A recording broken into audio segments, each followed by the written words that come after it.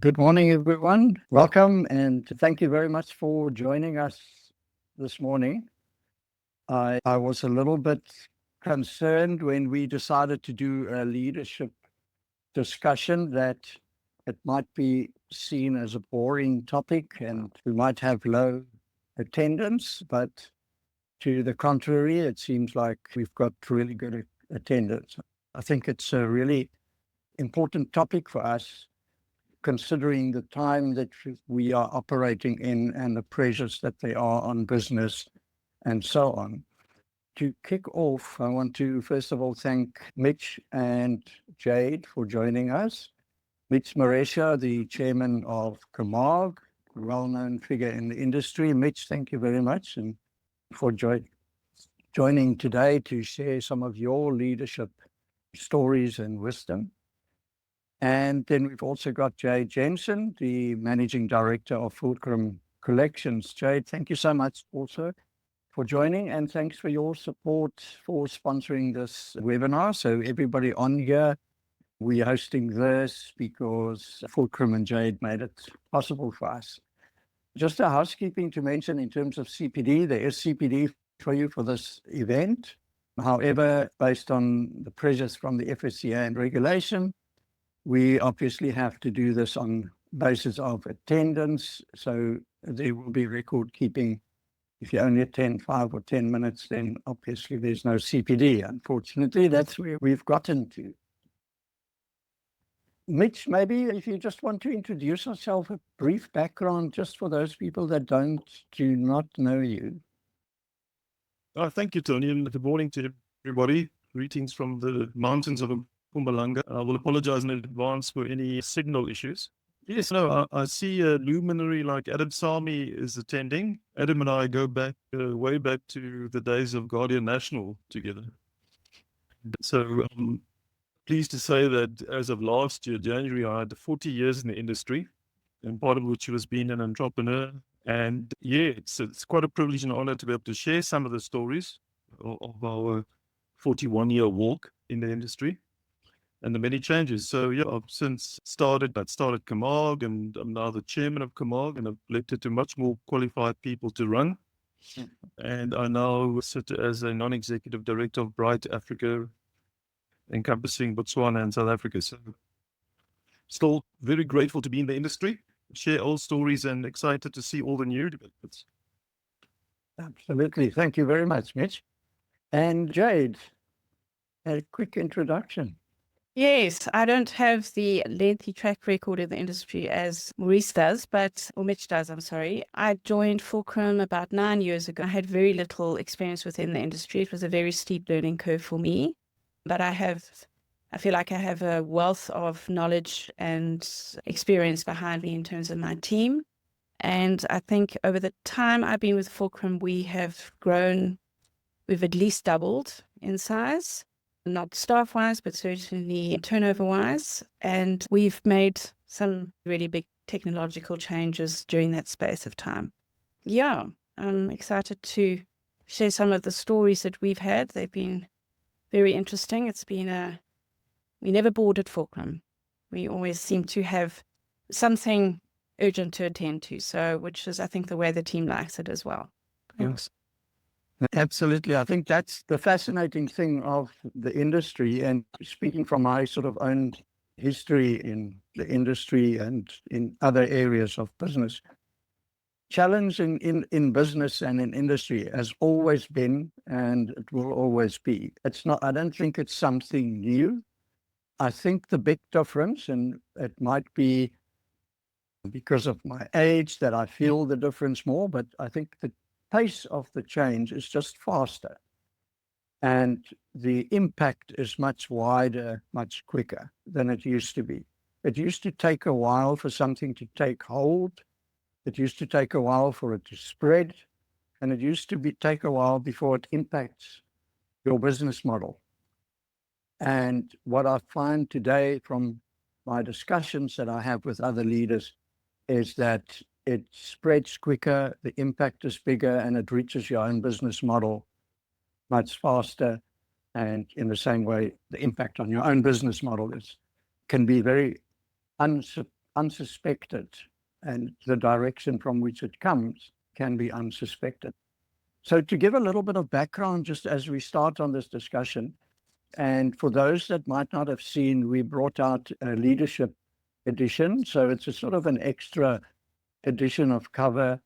We called it Blueprint 2026. It's on our website at cover.coza, and you can go and have a look at that. And what I did there was the privilege of my job is that I get to speak to people like Jade and Mitch and Adam Sami that is on here, and all of the leaders in the industry, executives, people who make things happen on a weekly basis. And I record all these conversations and provide feedback on them. And this mounts over the year, which means that at the end of a year, I've got quite a mountain of data of these conversations that I can analyze. For the Blueprint edition, I then did about 35 discussions with different CEOs and asking them about their leadership issues and strategies, etc. And I took all of that then, and with the help of the different AI platforms we've got nowadays, I was able to dissect and try and find linkages between all of these things and so on. And I came up, obviously, with a couple of things. So I'm just going to highlight a few of the different points before we start a discussion, just to set the scene a little bit. And these are almost, you could almost see it as quotes from leaders that have been slightly adapted, etc. But if I look at it, there's a couple of sort of signals. So leadership is being stress tested by volatility. Leaders are operating in environments shaped by global shocks, economic pressure, climate risk, and systemic uncertainty. And I think the important word, and I'll highlight that later, is systemic uncertainty. It's not single issues. Everything impacts everything else. And I did a presentation for an underwriting and risk management conference earlier in the week. And my presentation was called Joining the Dots, specifically because of the fact that it's systemic. And if you look at a system, any developments in any part of that system might impact an unsuspected other part, and which makes it quite difficult to make long-term decisions. Adaptability is the new competitive advantage. Mitch, you sitting there in a mountain, having a mobile, having a satellite, a mobile connectivity, having satellite connectivity, having your phone as well, everything, and a generator, so that you can be prepared you can adapt to whatever comes your way during this conversation. That's basically just what happens in business as well. What the leaders are saying is that relevance in 2026 will belong to organizations that are adaptive, data-driven, and able to evolve their models quickly. That's basically, the technology is an amplifier, not a replacement. And I think this is a very important, probably a whole conversation on its own. It enhances our productivity and our insights. It can build a better judgment, but trust and accountability remains with the human. Broker remains central, and that's a very important part because of the fact that there's so much distrust and uncertainty, advice and synthesizing challenging issues in an understandable way. That's the new role of what the intermediary and the broker should play. And that's why they've become even more important. Resilience, you have to build resilience. It doesn't happen by itself. Underwriting discipline, financial strength, trusted partnerships, and then clarity of what your purpose is and where you fit into the value chain. Culture and people are strategic risks. I'll share a little bit more on that. There's a generational shift, which is redefining leadership. And for the older guys like Mitch and myself, Adam Sami, Adam, you're going to get mentioned here a lot. It's really exciting to see the difference in leadership style, the different ways in which it's being done, and the new things that are coming out with a different leadership. In the past, insurance leadership has always been older people. That's how it's been. We've always had these gray-haired guys like myself who were telling us and leading the industry, etc. It's not like that anymore. We have loads and loads of young people who are leading big corporates, who are building big businesses, etc. So that is a very interesting part of the leadership change. Major growth opportunity, according to the conversations I had,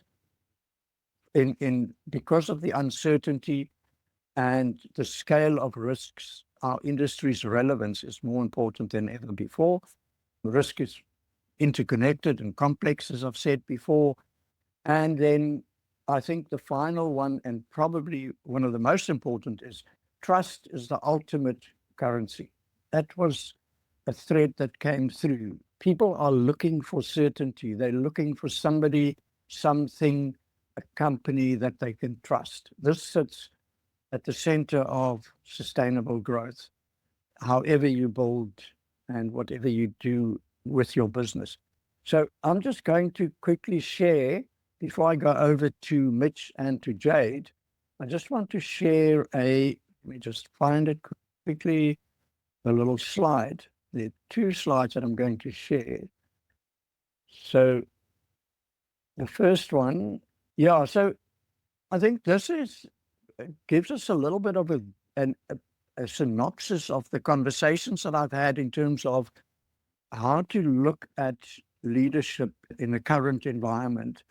It's all about managing strategic tensions. And I read a book quite a while ago, Built to Last. And in this book, one of the chapters was about, the guy called it, the author, the tyranny of the either or.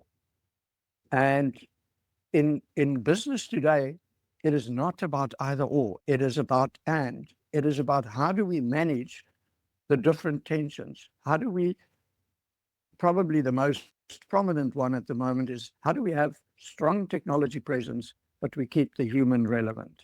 We have to manage both. So in that sense, what came out in my discussion was there's a couple of tensions. It's growth and discipline was the one. If you look at this, a weak response to this tension would be to chase premiums. In other words, you focus more on the growth and less on discipline, and you chase premium. A better approach would have been selective profitable growth. In other words, looking at where healthy business is and working there. That's how you would then manage growth and discipline together. So if we then go over to innovation versus governance, the same sort of thing. We need to look at not building tech for tech's sake, tech theater, so to speak, but we need to look at operational value. What value does this add to the end client, to the value chain as a whole? Speed versus trust. How do we go fast but not lose control? In other words, how do we accelerate responsibly? Product versus experience. We can sell harder, yes, but it's much better to solve the problems and the challenges of our clients better than to sell harder. The sell harder is going to keep on sitting in the tech space, and the solve better is building in the human space. Competition versus collaboration. And this is an important one. It's always been a big one in the insurance industry. We are really good at collaborating and working together, but it's becoming even more important because of the fact that we've now built an ecosystem, and we collaborate in an ecosystem, the same ecosystem that some of our main competitors might be collaborating with the same collaborators, for instance. So we don't want defensive isolation. Build yourself an island and try and do everything yourself. Rather fit in with worked out ecosystem partnerships. Local versus global, there's a local tension and we get global impact. Whatever happens, somebody bombs a ship in the Strait of Hormuz, as we've seen, and you might end up with a shortage of rental cars at OR Tambo. because of a chain reaction that happens over time. Reactive management could mean that you take the wrong steps, and rather there should be scenario planning for different types of outcomes into the future. So this was a bit of an overview that came out of the discussions that I had with the different leaders. So with that backdrop then, I'm going to go over to Mitch and to Jade, and maybe ask Jade just to give us a little bit of your sort of experience of leadership in the current environment. Look, Tony, I think what you've said is very important, is how adaptable and flexible we need to be. I think we sit in quite a unique space within the industry in that we sit between the broker and the insurer. So we sit in the middle and we provide support services. We don't actually manage risk ourselves. But the response that we've had to be able to pivot almost instantaneously. We've had several instances where we have been let down by third parties that we've had to pivot within a 3 to 6 months period of time, even from a technological perspective. So I think our world has always been very high pressure. It always will be. We work to deadlines every single month. If something goes wrong in our world, it goes wrong very quickly, and the consequences are very widespread. If we do not get a collection file to bank on time, policyholders do not pay premium and arguably don't have cover. And that can become a crisis within hours.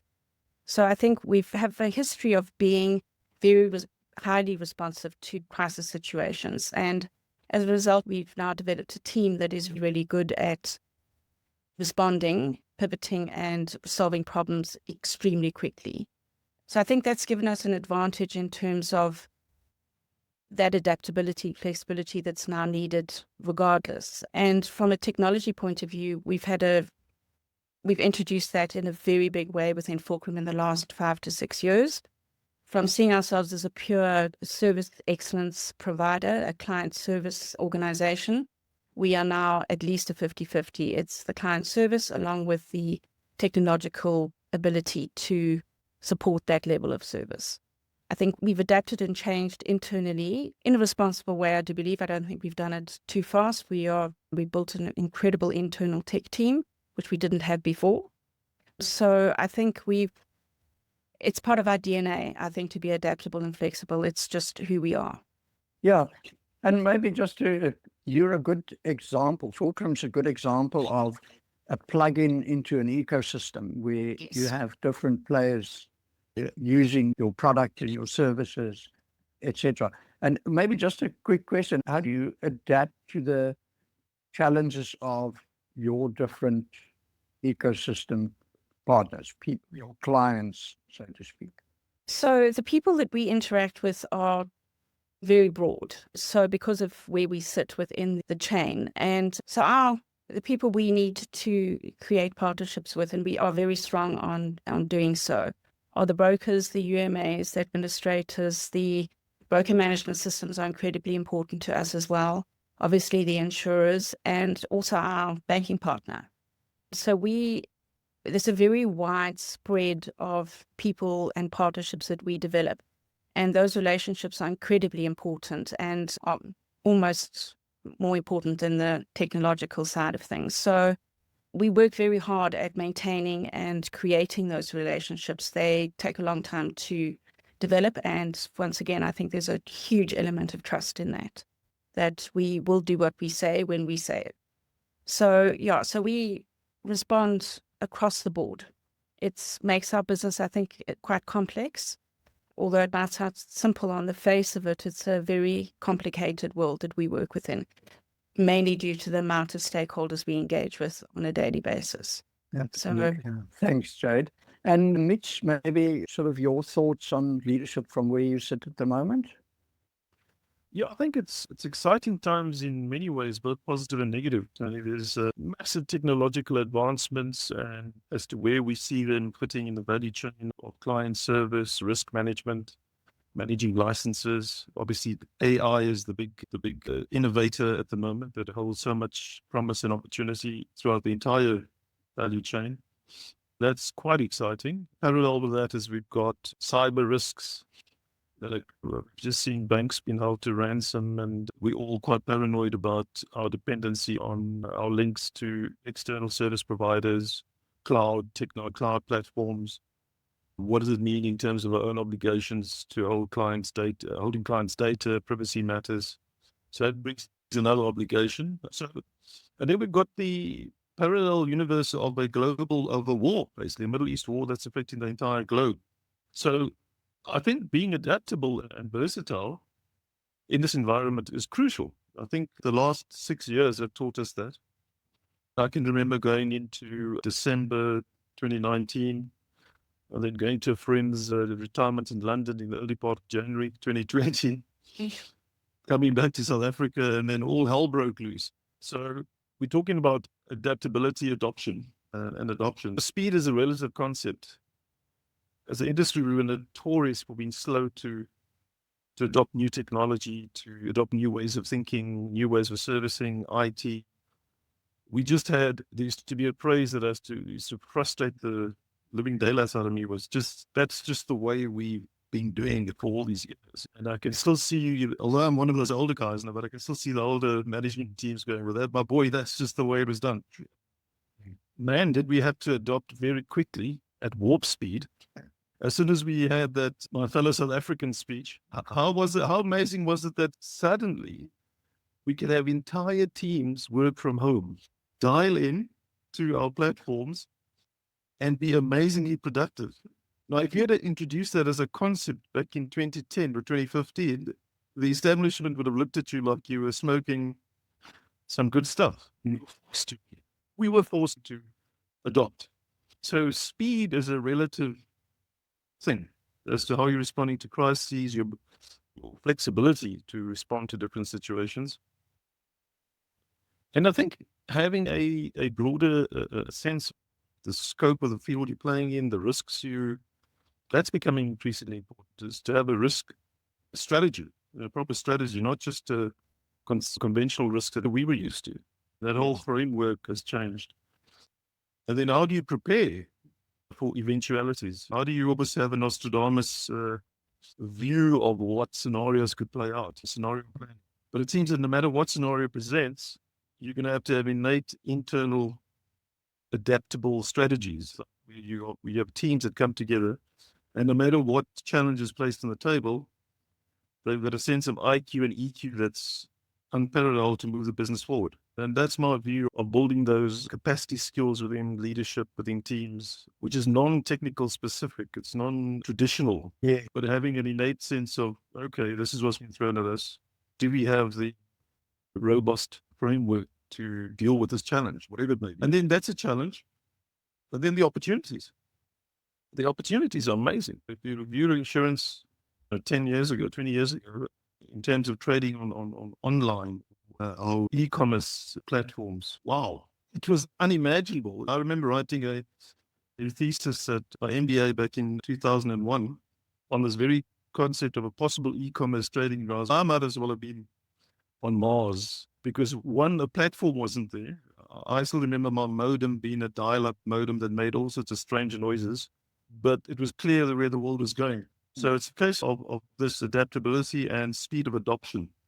And it seems like innovation has just become a norm now. Whatever we thought of what innovation was, it's actually just a given that it has to be your daily bread and butter. So that's my 5 cents worth on where we are. Yeah, it's thanks, Mitch. It's a matter of really, and it's not just a fancy slogan, but you have to wake up every morning and think, how am I going to do something different today? I remember a CEO that I used to report to many years ago that said to me that, what is a business? A business is only if you have something that is so valuable that somebody is willing to pay you for it, then you have a business. And so it's a matter of every single day evaluating whether that which you have that you're going to do today or provide today, is it valuable enough still that somebody is willing to pay you for it? And it's just being emphasized. It's been relevant always, but I think it's been emphasized today because it's so easy for somebody else to duplicate what you do or to come with something that is enhanced to what you do. And in an instant, they can be up and running and doing the same thing. And that creates this environment. But you now mentioned the adaptability. So my question to you would be, how do you stay adaptable without losing clarity of vision, culture, and identity of the company? Because you can't just do whatever to survive. You need to have some sort of vision. How do you stick to that vision, culture, and identity, but still stay adaptable, Mitch? I think it's certainly in my case, it was having a vision of the future, how you'd like to, what sort of North Star you'd like to have for your own life as a leader of the business or whatever it may be.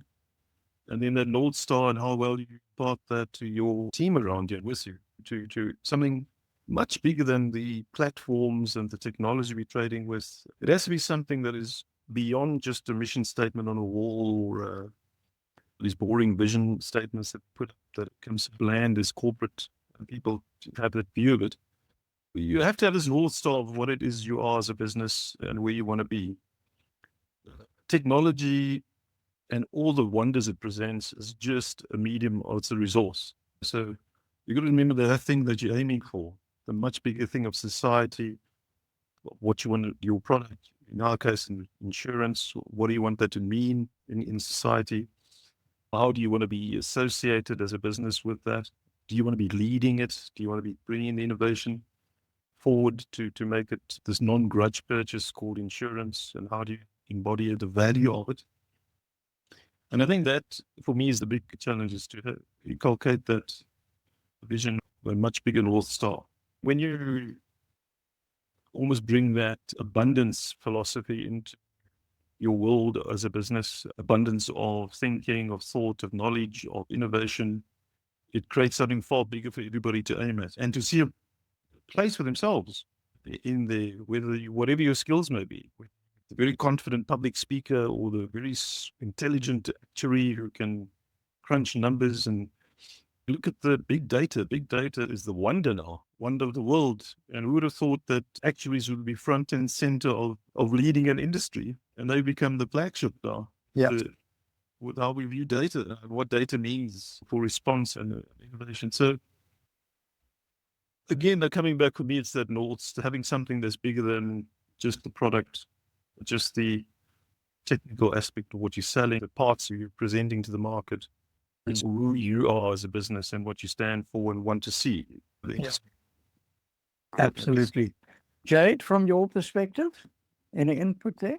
Yes, I think for us, it's also been to be very focused on the problem-solving side of things. So understanding what all those various stakeholders in our value chain actually need from us, how best we can support them, and how much easier we can try and make their life. So the technology allows us to provide integration. It allows us to streamline administrative services, and that's both within the broker UMA environment as well as an insurer environment.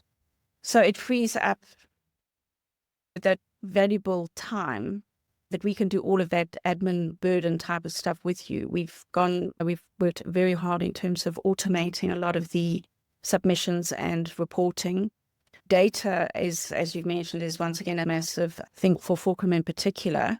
And we've thought very long and hard about what our stakeholders need from us in terms of that data, and to provide them meaningful, customized reports that allow them to make business decisions and give them data instantaneously, live data, real-time data. So that has been one of our strongest value propositions as well, is the granular data we can provide. And that comes as a result of the nucleation model that we're actually currently rolling out and the new platform that we have built that allows us as additional flexibility and allows us to arrange that data in the best possible way to make it meaningful. And it's actually, I think, for me in particular, it's very valuable with the insurance world, the actually insurers themselves. It's not a data dump. It's not just a whole load of numbers that they need to have from a regulatory perspective. It's actually organized and put together in such a way that it allows them to really understand individual brokers and UMA's performance and how the policyholders are responding and moving between products or whatever the case may be. So data has been an enormously important part of Fulcrum's, the way we are presenting ourselves to the market and what we are offering to both brokers. And it's basically how we're solving risk issues, how we're solving data issues, and to make your life as seamless and easy and uncomplicated as possible.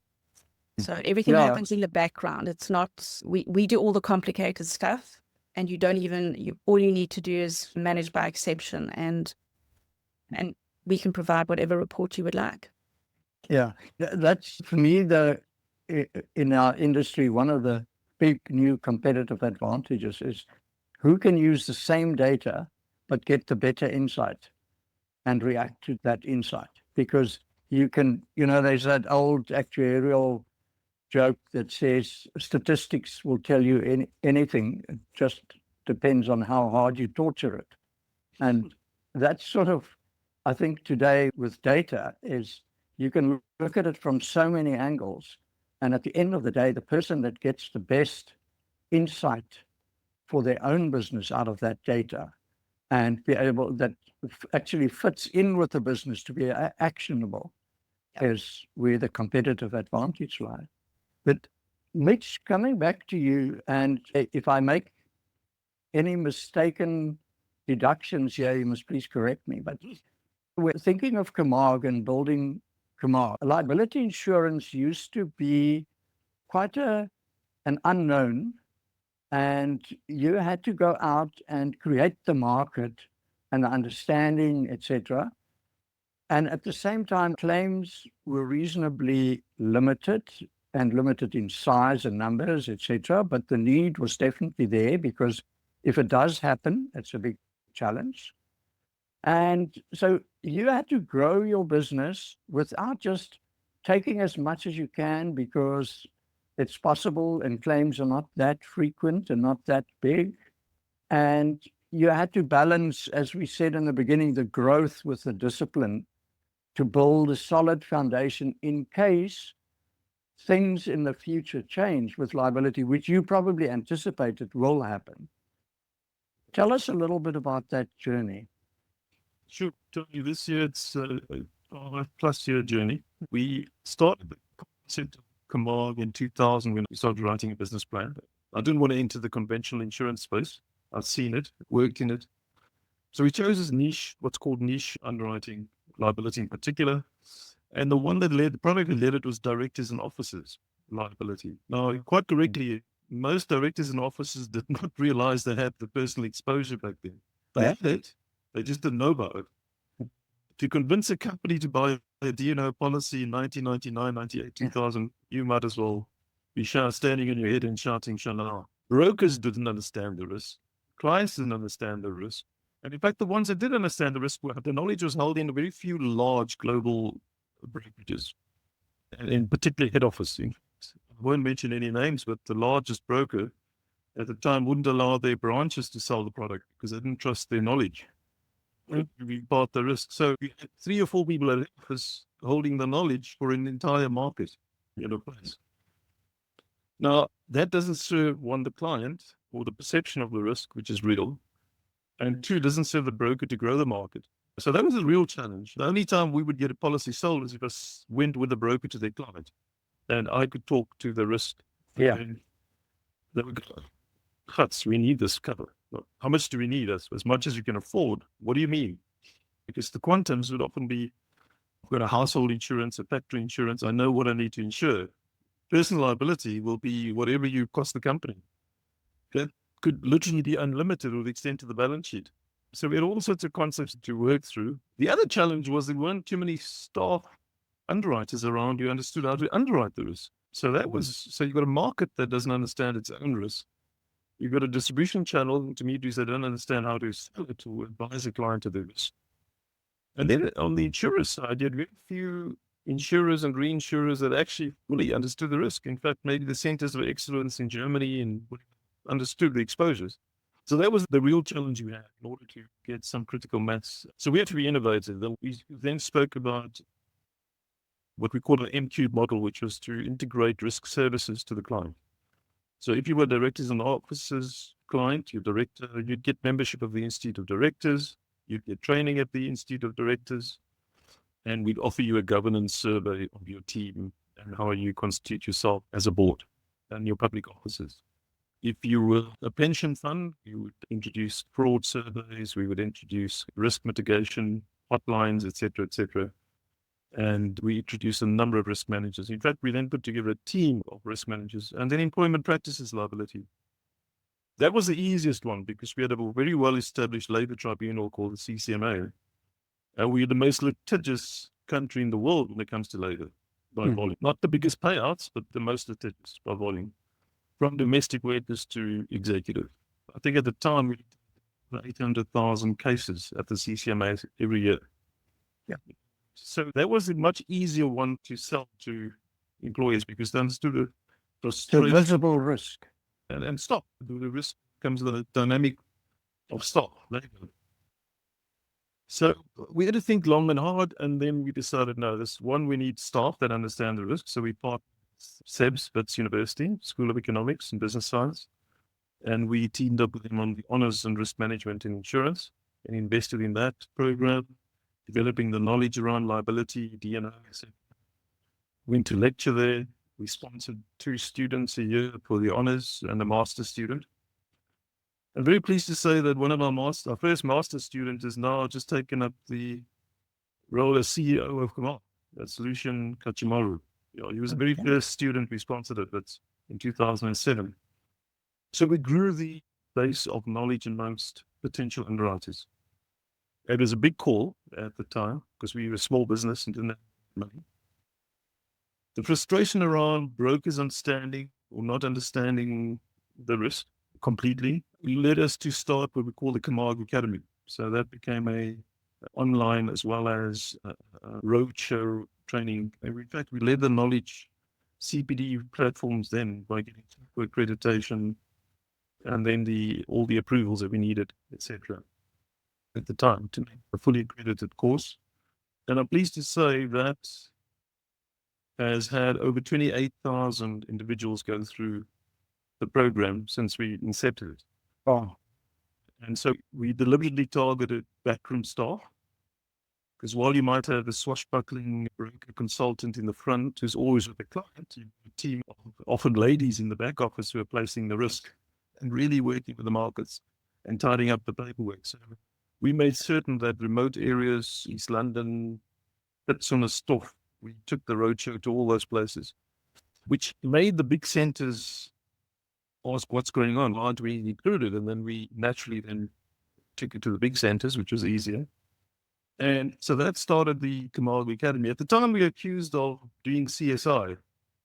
And I said it is investment, but there's nothing CSI about it because it's an acronym for charity. Yeah. What we actually were doing was growing a market and knowledge. And since we made that first R1 million investment in that program, our business doubled. I can actually quantify the investment into the training program directly to premium more than doubling. And that would be across various lines. We then, with the products, went to bankers' blanket bonds and general liability and commercial and cyber crime, all sorts of things. The other challenge, and we speak about investment in people, we had was a lot of people saying, isn't this your competitive advantage? We said it is an advantage, but the advantage should come from how we deal with brokers. So we deliberately made the knowledge sharing open source, which was quite radical at the time because everything we lectured on knew on the website. Now it's amazing that not too many people actually went to your website. I think about 10% of our competitors maybe went there. Yeah. The next radical concept was allowing our competitors' staff to come to our training. Yeah. And I had a lot of resistance on that because it was like, wow, how can you educate your competitors' staff? But at this stage, we realized the market is so small. We all know each other. We go to these industry events. We all ex-colleagues, future colleagues. The person you're training at your competitors most likely going to work for you tomorrow. I want the best person to be a potential future employee. Mm-hmm. The other side of it is a lot of these people end up being your best distribution figures. If they're going to join leading firms selling the product. So it was quite a radical concept to make everything we knew open source for the entire industry. And that benefit both to the industry actually made the whole tide rise. More clients understood risk, more brokers were able to explain risk. We were able to conclude contracts better, and we had a much more dynamic team that could actually analyze and underwrite the risk better. So the knowledge base has just gone it's now 16 years since that academy was formed. And that was really how we had to take this very niche Cinderella set of products that had a real risk base to make it mainstream. And then, of course, the claims have since followed. All the directors and officers lawsuits, we had more of them, examples of them. We've had all sorts of exposures on general liability. We've been through COVID and all its ramifications around your personal exposure and industry exposure. So it's now become mainstream. In fact, there was a time, I think a couple of years ago, 3 years ago, where certain property companies couldn't buy directors and officers insurance. They were desperate to buy. Yeah. Because they had this exposure and they had all these properties that were unoccupied. Yeah. So from 99, we had convinced somebody to buy a 1 million rand policy. It's not been able to buy sort of 16, 20 years later. It's quite remarkable. So the risk was there, but the market just didn't understand it properly. And Tony, in a nutshell, that's, I think, how we, one, grew our own knowledge, grew the industry knowledge, and grew the market and led that growth of the market. And then it became mainstream as a knowledge set. We talk about CPD sessions now like it's the norm. Yeah. It wasn't the norm back in 2010, 2009. And that's fantastic. That's amazing that it is. And that people are so hungry. Sorry, a lot of words from my side, but that in a nutshell. Thank you very much, Mitch. I think Mark Clack from Admin Plus on the group here commented that a classic dilemma of innovation. And it is, absolutely. Sometimes a product can be way too early. Other times it's at the right time, but you have to put a lot of work into actually get the market right. Yeah, that's an absolute classic thing. But Jade, that must come to your side as well, because of the fact that you've got so much data of different companies, etc., that you've got insights as to what can be done with the data and so on. How do you go about taking different clients with you in that journey as to really understand the value of what you do as Fulcrum? I think while Mitch was talking now as well, I think the product that Fulcrum innovated and tried to sell to the market in 2017, 2018 was not understood properly. We had started piloting a direct collection model, understanding the risk that insurers faced in terms of having premium not sitting on their balance sheets. And we had a similar type of scenario in that we had a working product approaching various insurers, because it was largely insurer driven at the time. And they did not actually see that being a risk in their world. They saw that as just being, why fix what's not broken? And there was an IGF guarantee still in place, and they'd never had to claim on it. And this wasn't high on their list of priorities.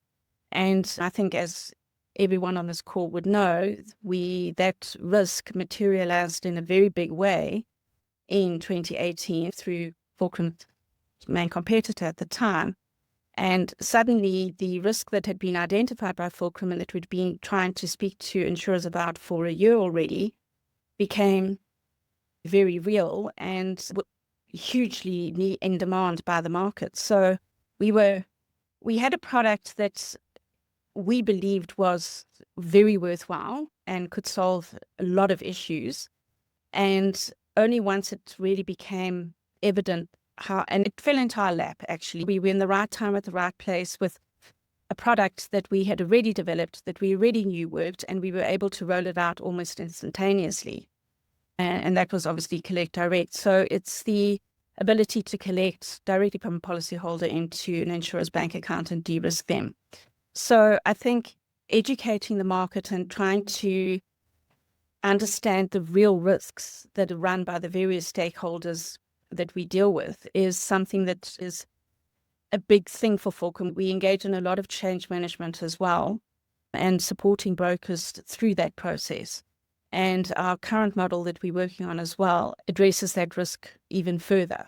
So, our ultimate goal is to de-risk insurers, but at the same time make brokers and UMA's lives from an administrative point of view far easier.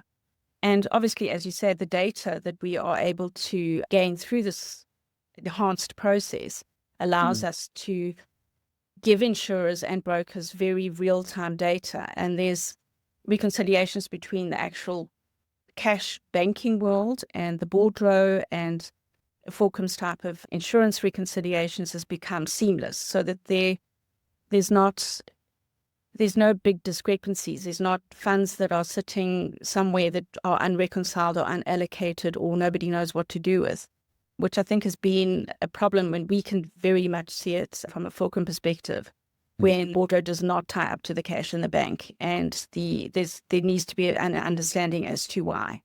So I think educating your market and really getting your message across as succinctly as possible is incredibly important, and for the market to understand why it will be so beneficial. And people are naturally, I think, resistant to change. They're not necessarily keen to jump on a brand new idea or product.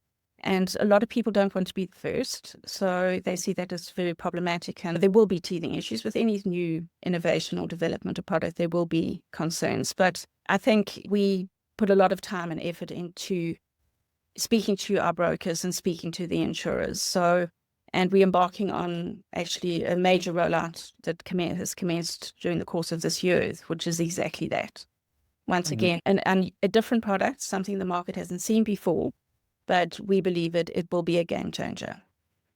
So you've got a job to prepare the market now. Yes, we do. Yeah, absolutely. Question? Yeah. Jade, with all this innovation in the collections industry, can you explain to me why you can't collect premium on a weekend or a public holiday? The banks. Bank cut-off times. All this modern technology that operates while we're sleeping, they can't do it. They can't, because you know what, I think with the banking part, BankServe manages all the banks. So if you want to do something internally, if you're only doing a collection within one bank, then it's real time and seamless. But the moment it has to get routed via BankServe, which is the reality of our banking industry, there will always be delays. So there's always cut-off times in terms of our submissions to bank and bank submissions to BankServe. So when you're doing intra-bank, it's within the same bank, it's quick. The moment you're going ABSA to bank, Nedbank to Capitec to Investec, whatever the case may be, there's timing delays, and that's all sits within the banking world. Sorry, just on that, because we had a classic rule where the first fell on a weekend and the holiday fell on the Monday. So you could have no collections from Saturday, Monday. It had to either happen on Friday or Tuesday. Yeah. I just find that in this day and age, frustratingly. It is. I know our banking partner is Nedbank, and I know they've made some changes in terms of real-time banking, but within their own world. That has become real-time, quick, instant from that perspective. But other than that, it's BankServe. Look, I am aware that BankServe are the banks. There's quite a big project, an ongoing project right now with PASA as well, that trying to figure out how that can be more efficient. But right now, we are completely dependent on how the banking industry works, the bank rules. That's the question you asked is actually quite relevant, Mitch, because that is one of the challenges of non-innovation, of legacy. Or one of my pet subjects is talk about banks and the challenges that they have with legacy. And just a simple thing is that I still get a check account statement every month. I haven't written a check for probably 15 years, but my account is called a check account because they've never realized that checks are not there anymore. It's a current account. Correct. And people have savings accounts. Nobody saves anymore in a savings account. You have an investment account where you save. You do easy equities or else where you go. You don't have savings in that account anymore. It's not worth your while. No. But they still call it a savings account. Go and open a savings account. And those are the sort of things that trap people in legacy, because everybody that comes into the bank new, they learn the same thing, and that's what they carry on forward. So it's actually quite fascinating. I just want to ask, we've been an hour on, and I want, if anybody has any questions, just type them in the chat if you have specific questions. I want to look at the softer side a little bit of our discussion on leadership. At the end of the day, I think, as Mitch also described in his journey, looking at where we interact with people, where people fit in. That's what our business is all about, whether it is internally, externally, our partners, etc. And out of the discussions that I've had, a couple of points came out in terms of the real differentiator with people: skills, judgment, ethics, mentorship, and professional confidence. And what is interesting for me when I looked at this is skills is one of 5 points here, although we probably spend 90% of our time training on skills, and if at all, 10% on judgment, ethics, mentorship, and professional confidence. And the sort of point that came out of everything was, and Mitch, you also stressed that, build people and you build markets. And this is basically, I think, where we are at the moment as an industry and as a world, is we've got all of this technology available, and we have to take people with us in this technology journey to optimize what we have and to optimize the abilities, the new abilities that we have based on the technology and the innovation that we've got access to. So I would first just ask, from your perspective, and this is opinion-based, obviously, because we're on the softer side now of things, do you think leaders are underestimating the emotional side of performance in a volatile environment? Mitch, maybe I'll start with you. Yeah, thanks, Tony. Very interesting topic, that question, because we spent years developing the technical guru, the insurance underwriting guru. I spent many years learning at their feet as a bag carrier. The old days, and Adam will know very well those days of us younger guys at the time learning from the master. Often the grumpier the master was, the more respected they were. But in big teams, the grumpy technical expert is not very good for a team. In fact, it's quite toxic, actually. So the dilemma you have when you're building a nice soft culture, everybody getting along and flying towards a vision, your technical guru who's dysfunctional becomes quite a handbrake to the advancement of the business. So do you value the IQ more than you value the EQ, which we did, I think, back in the day? I think EQ has become a recent 21st century sort of topic that we've now given a lot more credence to, and dysfunction can creep in when you have too much reverence to the technical expert. The two don't need to be mutually exclusive. You can hopefully have a really strong EQ person who's an absolute guru at the industry. That's obviously the preference and ideal. So soft skills are imperative. And one, it's going to be how you interact with your market, because you don't take yourself to your colleagues differently to the way you take yourself to your brokers and your market and your clients. So your response is you're going to take yourself there in whatever to bring yourself to. And eventually, if you wear a mask, it will crack at some point. So developing and having those top-end EQ skills is paramount in terms of team cohesion. market cohesion, and again, servicing the client with the trust of the product they've bought, particularly at claims time when we have delivery of our product. How do we deal with them? Are they a fraud suspect when they submit the claim, or do we go with the warm embrace to soften the experience and then deal with the exception? Yeah. Because I remember every time I submitted claims, I was guilty. I felt guilty. I don't know. And it's that they're very practical expressions having high EQ and hopefully accompanied with a very high technical set of skills. Just on the knowledge side, we ramming young people with a lot of knowledge. Knowledge that took us 30, 40 years to gain over time and exposure. A young university student or somebody in 2 years of working gets all this knowledge. Everything you've accumulated in your 40 years, they can get within, and they are now a guru. They think they are. Until they've got to deal with a problem client, problem broker, problem claim. That soft skill acquired over time as to how you work through a difficult situation with finesse, with nuance, with empathy, doesn't mean you're saying yes. Yeah. It doesn't mean you're giving into the technical merits of either a claim, a broker's personal exposure. It's how and I can remember how I had absolute reverence for the older gentlemen that in the companies I worked for, and particularly Guardian National also again, how they dealt with problem claims. And I'm talking catastrophe claims, not little claims. Yeah. And how they dealt with the broker, or how they helped the broker out of a situation and came to that proverbial win-win.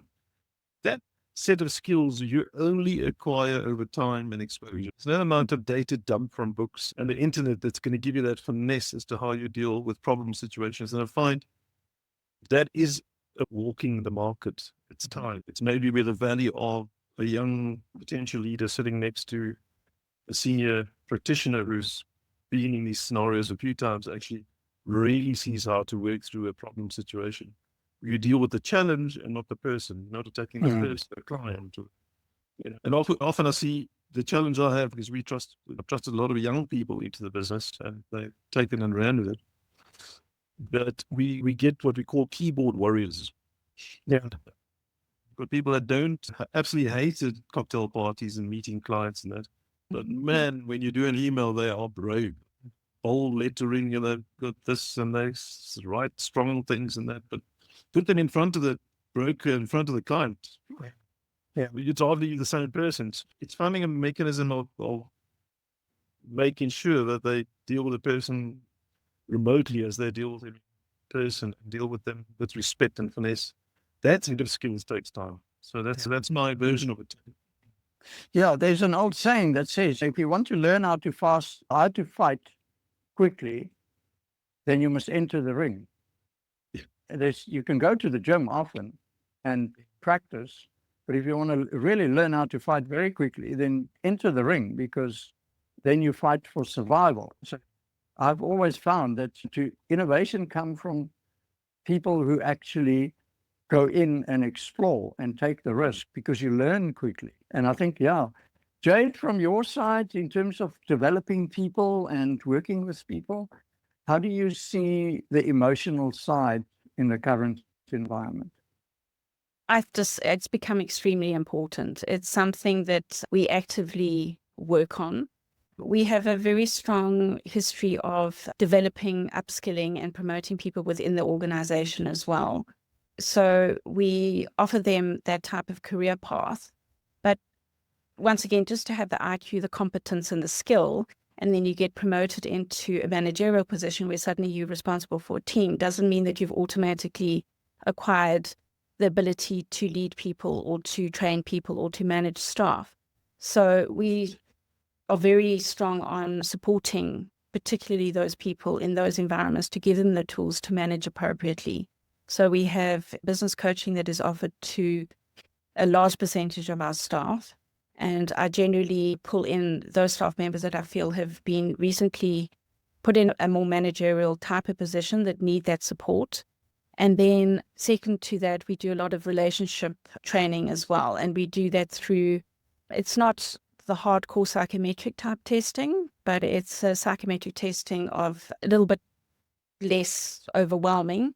And we've actually rolled that out to our entire organization, all the way down to our service consultants. And the response we've had from the team has been absolutely incredible. I think everybody feels like they are important enough to have been part of this process and part of this journey. And it's not just a once-off, it's a learning experience. It's something that is continuous. It's how to have difficult and awkward conversations. It's how to conflict management, leadership skills. So it's very much a combination of the relationship side of with internally as well as externally, and the skills that are built, the competence to actually do your job effectively. But it's definitely a combination of the two, and I don't think that EQ would certainly not ignored within Fulcrum, and I don't think it can be anywhere. I think, just as Mitch mentioned, it's so important when you interact with external parties, and we obviously don't have the kind of situation where we interact with a traumatized client in terms of a claim as well, which I can imagine must be extremely difficult. But we do deal with a lot of frustration within just people trying to get things right and understanding why there's debit orders come off their bank account, and when things go wrong, as they can and do, to assure people that it's under control, and we will keep them up to date, communicate, be transparent. So we spend a lot of time and energy on our staff. I do believe we treat our staff very well. I think it's evident in our extremely low staff turnover, particularly within a senior management position. So we look after them as a whole person, not just from a skills perspective. So very important for our world, yes. Yeah, absolutely. I think that John also on the comments said professional confidence is, to my mind, the key factor dependent on the other four features and the ultimate desire in relation to remote and face-to-face interactions. Yeah, I agree. Mitch, you want to mention something? Absolutely. Oh, you're reading it there. Yeah, I think that is super important, but that professional confidence for me, again, it comes from getting into the ring, exposing yourself, making yourself vulnerable to learn how to build confidence. Because if you're not exposed to something that is threatening or that is a risk, if you don't extend into that, you can't build confidence, because you will never learn how you're going to react when that comes to you. But when you expose yourself and you make yourself open to it, you step into a world that's uncertain, you realize what your strengths are and what you can cope with. And maybe there I want to bring something in, maybe from my personal leadership sort of perspective, is I've always looked at people that work for me and that I work with as clients as well. In other words, I'm a big proponent of the fact that sales is not a swear word, and everything that we do is actually selling. We're constantly trying to convince somebody to do something, and it's not a bad thing. It's how we bring people with us rather than forcing them to do something, is to actually get the agreement, to get the buy-in, to get a communal agreement in an environment as to what is the best direction, etc. And a lot of that has got to do then with the culture in the business. What is the culture like in the business for people to be able to step out and take a risk and do something that they would normally not have done if leadership was draconian, because they're too scared, and therefore they will never build the confidence to actually step out. Jade, maybe just from your side, how do you build a culture where people are willing to take risk in a company and step out and do something that might come back to bite them? We actively encourage people to speak up and to speak their minds, and nothing you ask or say is stupid. Everything can be brought to the table and considered. And it's actually interesting because we've just come off a 2-day strat session with the entire senior management team of Fulcrum. And I think that environment the way people engaged and spoke up and shared their ideas, whether they were valid or not, nobody held back. Everybody felt they're safe. It's a safe place. You can speak your mind. You can say what you think. You can discuss it. You can debate it. It's not, you're never going to be told your ideas are stupid and silly and you must keep them to yourselves. So I very much promote an approachable, my office door is always open. I'm sure my staff, I can see a few of them are on this call as well. I hope they would agree with me that you can come into my office at any time and you can tell me anything. And it will always be a safe space. And it's just that very open type of environment. I think culture is something that develops over a long period of time. And I think I agree with Mitch as well, is that one toxic individual can really have a dramatic impact on that culture. And I think it's also very important to identify that type of influence and try and nip it in the bud quite quickly, because it does have quite an immediate impact on team motivation and cohesion and that safe space in which they feel they can raise anything. So we are very aware of that. Mitch, on your side? Sure. When I left the belts and braces of corporate life back in April 1999, became unemployed since then, I've always thrived on just being flexible and seeing the world differently. And there's nothing like not having a payslip to activate your neurons. Innovation and fear going in a good one. So I always brought my crazy self to mind. But what's the benefit of being an entrepreneur if I can't just be myself and crazy? And then, and I would have, why would I deny that to any member of my team?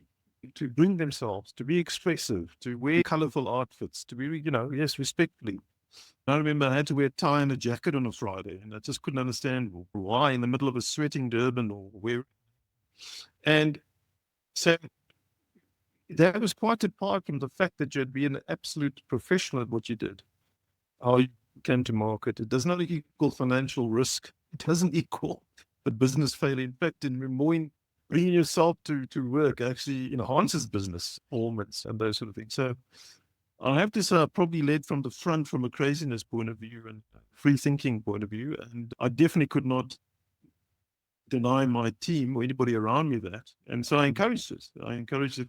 Which meant we went on crazy things like selling our first policy on top of Kilimanjaro, the highest policy on land. Yeah, I remember that. And that was an expression of self, personal adventure with doing something corporate and winning the largest regatta 2 years in a row in Cape Town. We from Joburg, we knew nothing about sailing. So just expressing yourself in the talents of this industry. And my goodness, this industry allows us to express talents in so much more than I did now.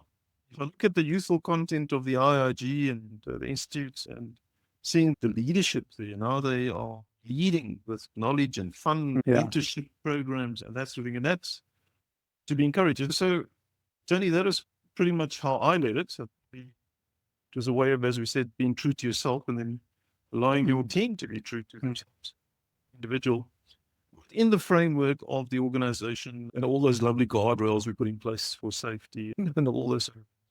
But there's a massive space for self-expression and in a positive way. Yeah, no, absolutely. I think we are in an environment, Jade, you were mentioning about the remote work and how we have to evaluate what works and what doesn't. What is the reasoning behind how you do things within the business, to not be a draconian type of leader, but to also still have that discipline and do the things that is needed to have a sustainable business. I know at Cover we've been a remote business since 2016, I think, or 2014, and everybody works from home. We've always worked from home since then. And we don't have office hours. People work when they need to work. We have regular Teams meetings and that sort of thing. And I have found personally that because of the environment that we work in and the type of work that we do, people work best when they can work in their own time. It's about creativity. And a lot of it is about spending time thinking about things to be able to execute. And in that case, then again, it works well. But what I've also found is that we've had people that worked at Cover that even within that freedom came to me and said, actually, this freedom doesn't work for me. Like, they left Cover not because they didn't enjoy Cover, etc. They wanted an environment where they work with people in an office. Yes. And I think the most fulfilling thing for an individual is to find a place where you fit in, and a place where that works for you, that works according to how you work. And again, that then brings the responsibility to leaders as you grow to do the same, as Mitch said, for the other people. Don't just keep it for yourself, the freedom. Give it to the rest, and hand it out, and build an industry with people that want to be there and that are excited and that fit into the role that they have. I think that's, from my side, probably what I would love to see in the industry. And as Mitch said, I love going to these events with all the new faces, new people, different way of doing things. It's really worked. So that leaves me with asking you a final question, Mitch and Jade, before we go, is if you had to redefine leadership for the insurance industry in one sentence, it's putting you on the spot here for 2026, what would that be? Sure. Defer to Jade here. Well, I think. Oh, gee, yes, thanks, Mitch. I think the adaptability is one of the things. I know it's a bit of a cliche, that ability to be flexible, be adaptable, and bring the team along for that journey, have their buy-in, and it very much is a team effort. So I think, and I think if I just think back to our strat session as well, one of the biggest things was that with all this new technology facing us as well, and what part of it's going to work for Fulcrum and what part of it's going to work for the team, and how best do we employ it and how best do we use it. I think we've just got to pick and choose, and it must suit us, and we will adapt wherever we need to. But I think it's also that openness, transparency, share your strategic vision. The whole company knows which direction we're going in, what our vision is, our goals are, what we want to achieve.